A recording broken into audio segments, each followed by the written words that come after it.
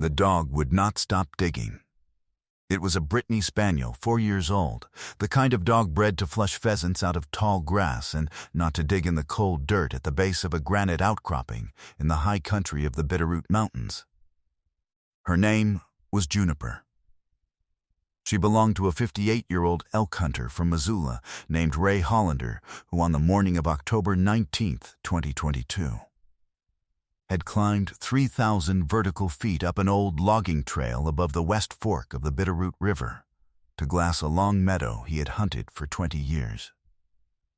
Ray Hollander had stopped to eat a sandwich at the base of the outcropping at a little after 10 in the morning. Juniper had wandered 50 feet off and put her nose to the ground beside a flat slab of granite, and she had not come back. He had called her 3 times. He had whistled twice. When he finally walked over to see what she was at, she was up to her shoulders in the dirt, breathing hard, her front paws working at something pale and curved that Ray Hollander had taken at first for a piece of weathered antler. It was not antler. He stood up. He took his hand off the dog. He walked back to his pack, and he sat down on the rock, and he did not move for nearly 20 minutes. Because Ray Hollander had lived in Ravalli County his entire life, and he knew, the way every person in that county of a certain age knew, that 31 years and 3 months earlier, a young married couple named Travis and Hannah Whitlock had walked into the Bitterroot Wilderness on their second wedding anniversary and never walked back out. That is not a story about 2 hikers who lost their way in the mountains. That is a story about a third person on a trail that should have held only 2, and about a small lie told at a backcountry registry kiosk that no one would think to look at again for 31 years. And it would take a hunting dog with a good nose, a forensic anthropologist out of the University of Montana, and a single Polaroid photograph that had been sitting all along in a box of evidence in a Hamilton, Montana sheriff's office to finally answer what had happened on a granite ridge above the West Fork of the Bitterroot River in the high summer of 1991. But before any of that, we have to go back to July of that year. Because to understand what was lost, you first have to understand who Travis and Hannah Whitlock were, and the country they walked into. It was the second week of July 1991, one of those western Montana summers when the snow had finally gone off the high passes and the wildflowers had come up in the alpine meadows in long bright sheets. The air at altitude smelling of crushed bear grass and warm pine pitch, and the cold mineral breath of the snowmelt creeks still running hard down the granite chutes. George H. W. Bush was in the White House. The Gulf War had ended in February, and the yellow ribbons on the porches of the small ranch houses along Route 93 were just beginning to come down. A gallon of gas was $1.12 at the Sinclair station in Hamilton. The radio in every pickup truck on the West Fork Road was tuned to country, and Garth Brooks was on every hour. The town of Hamilton sat in the long green valley below the Bitterroots. Population just under 3,000. The kind of place where the same families had ranched the same bottom land for 4 generations, and where the volunteer fire department held a pancake breakfast on the first Saturday of every month in the parking lot of the Ravalli County Fairgrounds. 28 miles up the West Fork Road, where the pavement turned to gravel and the gravel turned to dirt, the wilderness began. The Selway Bitterroot, 1.25 million acres of high granite country. No roads, no buildings, no power lines. The kind of country a person walks into and is alone in a way that almost no place in the lower 48 allows a person to be alone anymore. Travis Whitlock was 27 years old. He was a quiet, lean man, a high school biology teacher in Hamilton, the son of a rancher who had raised him on a small spread south of Darby, and who had taught him to read a topo map before he had been old enough to read a chapter book. He had been hiking the Bitterroots since he was 9. He kept a small green notebook in the chest pocket of his shirt and wrote down, in his careful hand, every bird he had ever identified, and every trail he had ever finished. Hannah Whitlock was 25. She had grown up in Spokane, the daughter of a Lutheran pastor, and had come to Montana to attend the University of Montana on a small academic scholarship in 1984. She had met Travis at a Saturday morning trail crew volunteer day in the autumn of her sophomore year. She had a degree in environmental science. She worked as a naturalist at the Lee Metcalf Wildlife Refuge 12 miles north of Hamilton, the kind of woman who could identify a Sora rail by its call from across a flooded field. She wore her hair in a long brown braid down her back. She had a habit of singing under her breath when she walked, very softly, hymns she had grown up with in her father's church. They had been married for 2 years that July. They had chosen a Saturday in July of 1989 for the wedding because they had wanted to go straight from the reception into the high country for their honeymoon. And they had decided, on the first anniversary of that wedding in July of 1990, that they would spend every wedding anniversary on a backcountry trip into the Bitterroots for as long as they were able. They had spent the first anniversary at Pearl Lake. The second anniversary, they had decided in the spring of 1991, would be a 5-day loop up the West Fork drainage, over a small unnamed pass north of Castle Crag and down the El Capitan side. They had checked their packs 3 times the night before they left. Hannah had packed a small bag of Travis's favorite peanut butter cookies, wrapped in waxed paper. Travis had packed a single small bottle of champagne that they had been saving since the wedding for the right occasion. They had told Hannah's mother on the phone on the evening of July 12th that they would be back at the trailhead by Wednesday, July 17th. It was the last conversation Hannah's mother would ever have with her daughter. The drive from Hamilton up the West Fork Road to the trailhead at Sam Billings Creek took an hour and 40 minutes in their little Subaru wagon. They arrived at the trailhead at 7:30 on the morning of Saturday, July 13th. The parking lot at Sam Billings was a small dirt clearing with a brown Forest Service signboard and a wooden registration kiosk beside it where backcountry users were asked to write their party name, their planned route, their entry date, and their expected exit date. Travis Whitlock wrote in the kiosk register at 7:38 a.m. on July 13, 1991, in the careful block letters he always used. The page is preserved in the case file.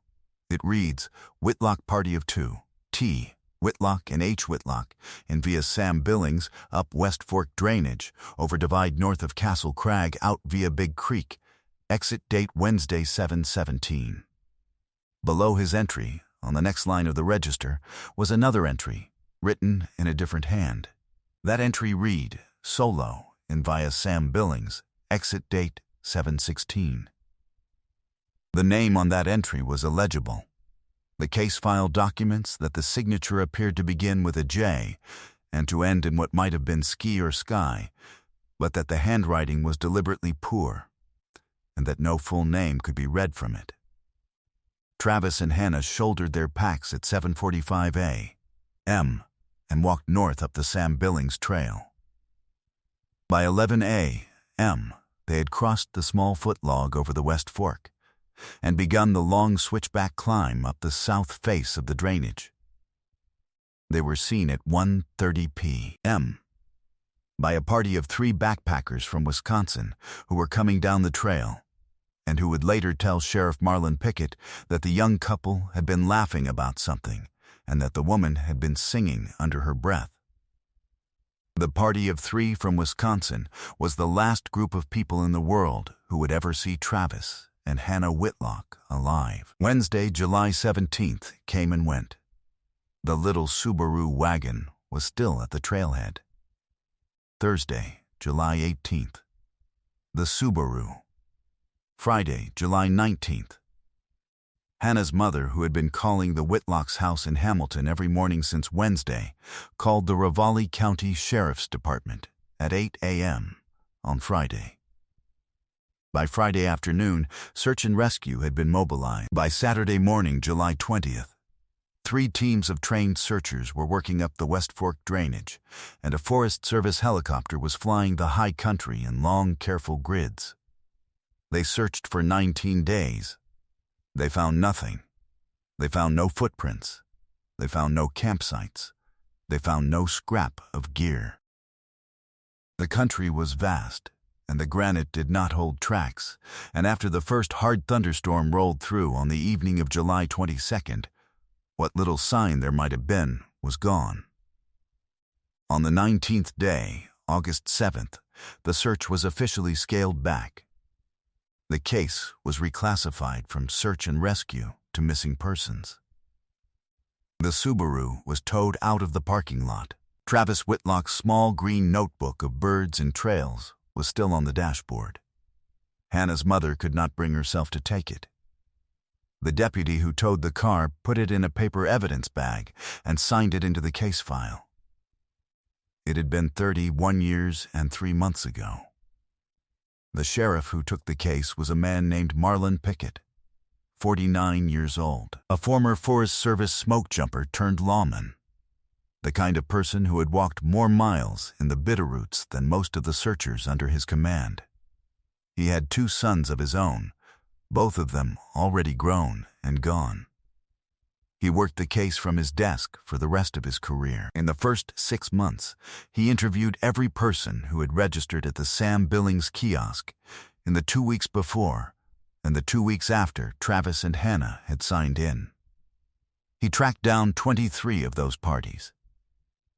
He could not track down the 24th, the solo hiker who had signed in on the line beneath Travis Whitlock's entry at some point on the morning or afternoon of July 13th. 1991, the signature was illegible.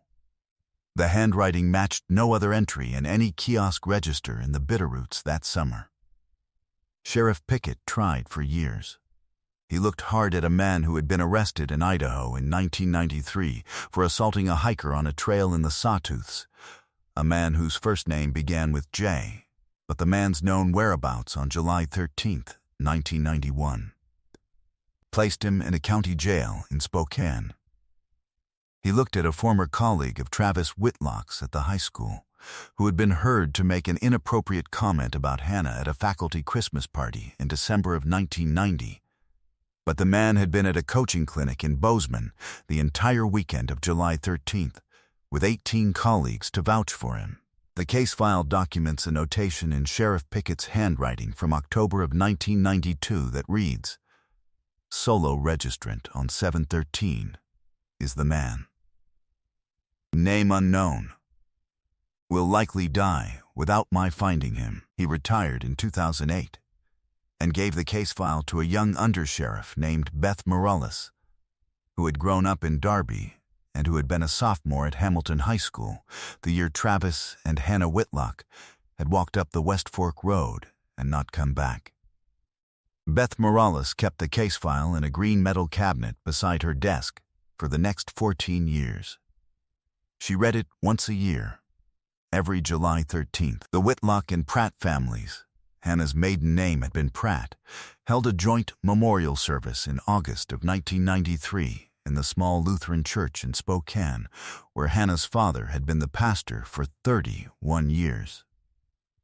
There were 2 empty caskets at the front of the sanctuary. The Whitlocks did not bury them. They did not know what to do with them. The empty caskets were placed in storage at a funeral home in Hamilton, and they stayed there for the next 29 years. Hannah's father preached every Sunday for the next 11 years, and then retired in 2002. He did not speak of his daughter often, the family would say, but he kept her wedding portrait on the wall of his small study and turned it toward the door so that he would see it every morning when he came in. He died of cancer in 2009.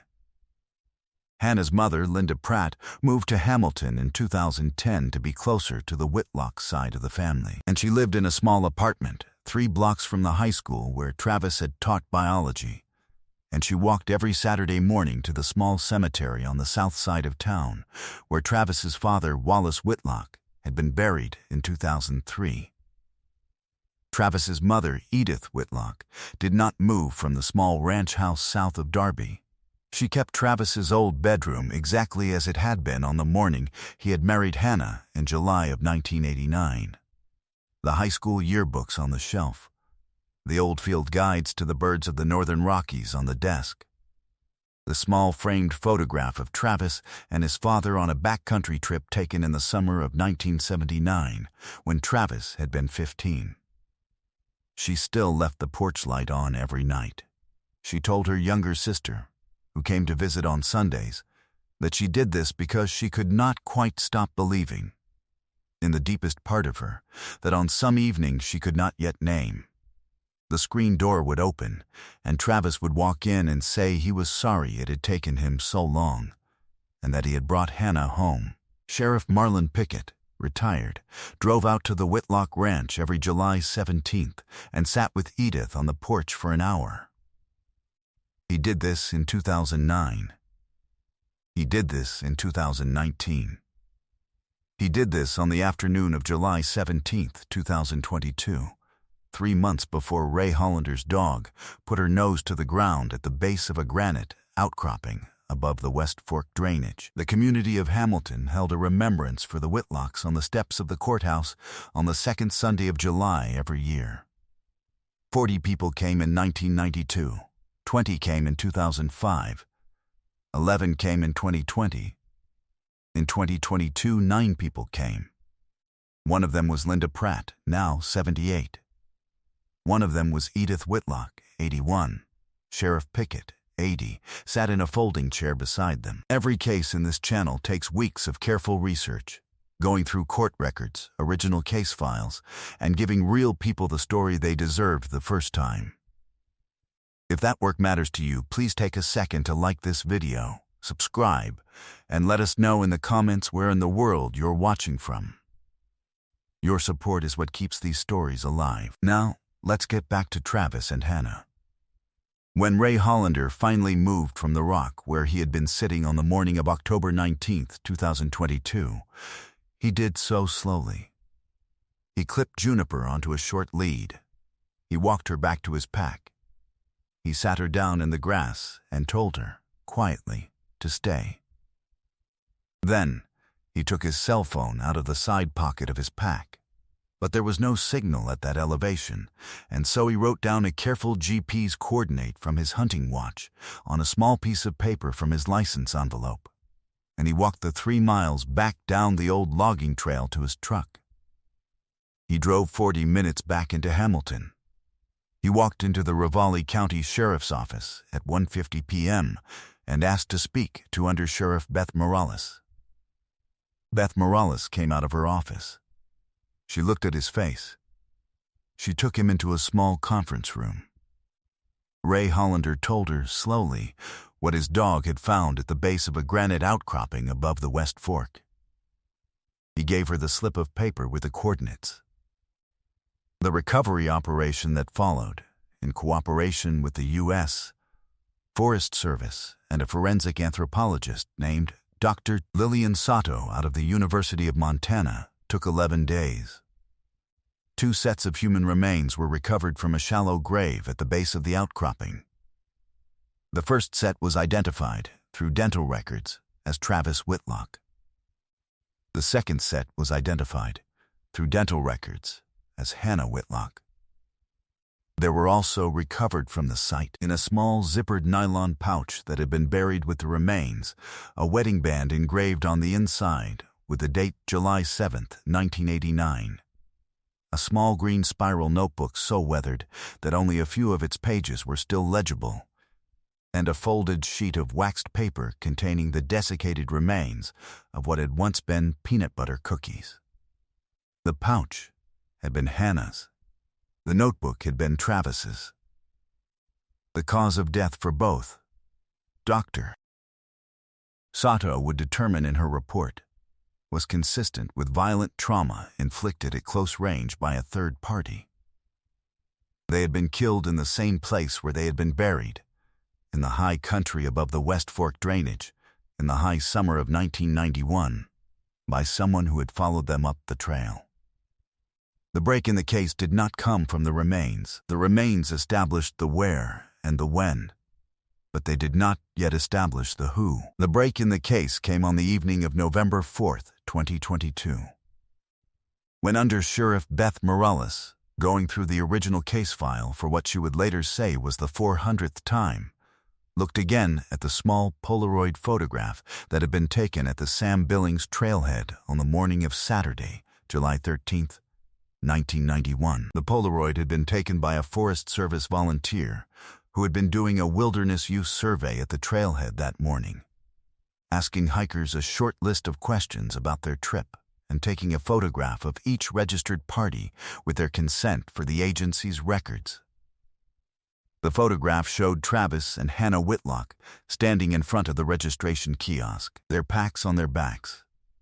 Hannah's long brown braid over her shoulder, Travis's small green notebook visible in the chest pocket of his shirt. In the background of the photograph, partly visible behind the kiosk, was the door of a small white pickup truck.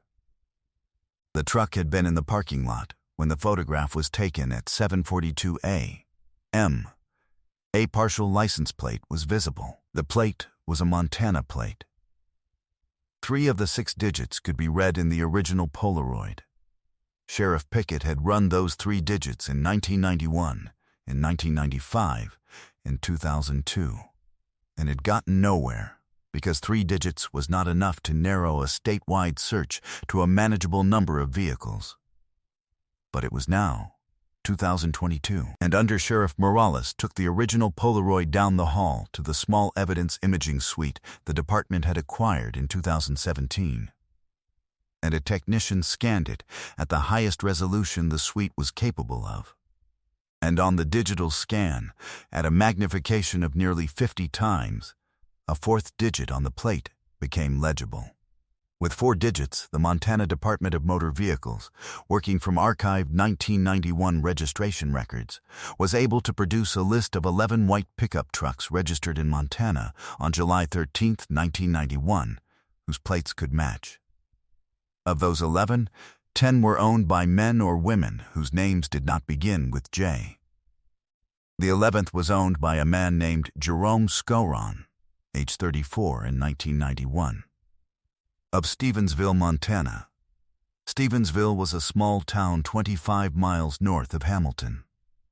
Jerome Skowron had worked in 1991 as a long-haul trucker for a freight company out of Missoula. He had had no prior criminal record. He had passed through the case file in 1991 once, briefly, because his truck had been seen at the Sam Billings trailhead by another hiker who had been deposed by Sheriff Pickett. He had been interviewed by phone on August 1, 1991. He had told Sheriff Pickett that he had driven up to the trailhead that morning to do a short-day hike, but had decided against it because the weather had looked bad and had driven back down. He had not signed the kiosk register, he said, because he had decided not to enter the wilderness. He had been at home in Stevensville by noon. Sheriff Pickett had had no reason to disbelieve him in 1991 and had moved on. Jerome Skowron was now 65 years old. He still lived in Stevensville. He had retired from long-haul trucking in 2017. He had never married. He lived alone in the same small house on the north side of town that he had bought in 1988. Under-Sheriff Morales drove to that house with 2 detectives and a search warrant. On the afternoon of December 15, 2022, she knocked on the front door. Jerome Skowron opened it. He was a thin, soft-spoken man in a flannel shirt. He looked at her.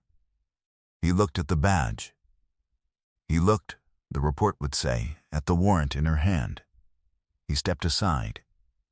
The search of the house yielded in a small locked box at the back of a closet in his bedroom. A folded sheet of paper that turned out to be page 63 of Travis Whitlock's small green spiral notebook of birds and trails, removed from the notebook before it had been buried.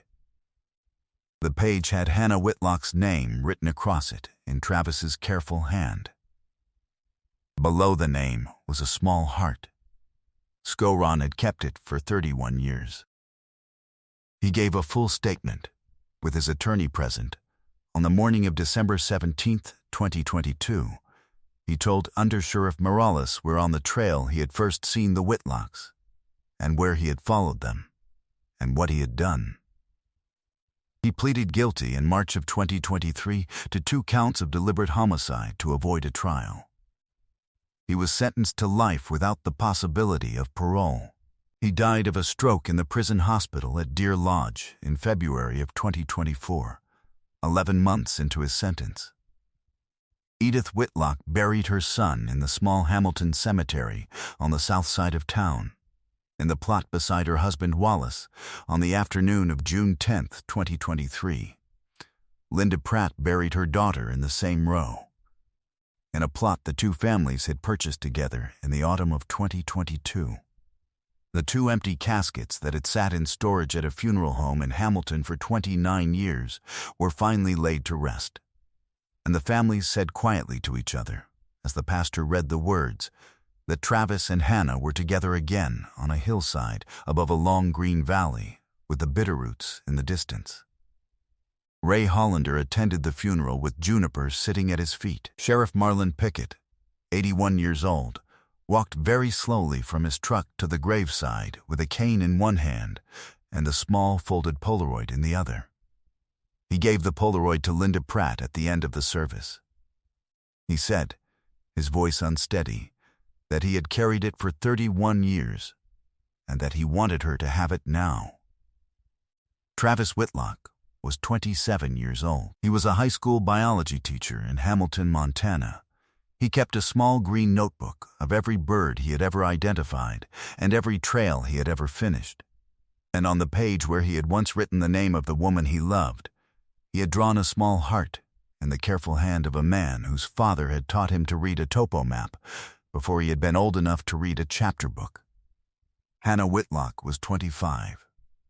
She was a naturalist at the Lee Metcalf Wildlife Refuge. She had a long brown braid down her back, and she sang hymns under her breath when she walked, very softly.